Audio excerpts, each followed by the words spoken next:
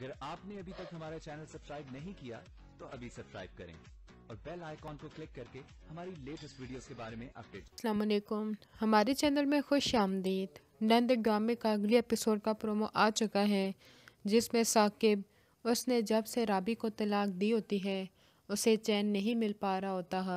اسے نہیں سمجھ آتی کہ آخر اس نے یہ کیسے کر دیا، رابی کو کیوں طلاق دے دی۔ لیکن جہانگیر آ کے سب کو سچائی بتاتا ہے کہ اس دن گوہر نے ایسی حرکت کیوں کی اور اس نے ثاقب کو کیوں پریشرائز کیا کہ وہ رابی کو طلاق دے۔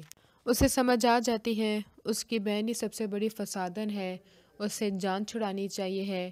جب وہ دیکھتا ہے کہ اس کے چھوٹے بھائی کی بھی وہ شادی ادھر ہی کروانا چاہتی ہے جدھر وہ پسند کرتا ہے، لیکن وہ اس کو بھی رابی کی طرح خوش نہیں رہنے دے گی، تو جس طرح ہی ان کی شادی ہوتی ہے وہ ان دونوں کو باہر والے ملک بھجوا دیتا ہے کہ اس کی اپنی تو زندگی برباد ہو گئی ہے لیکن وہ اپنے بھائی کی برباد نہیں ہونے دے گا۔ اور اپنے ماں کو بھی کہتا ہے اگر آپ نے گوہر کو پہلے سے ہی سنبھالا ہوتا تو آج یہ سب کچھ نہ ہوتا۔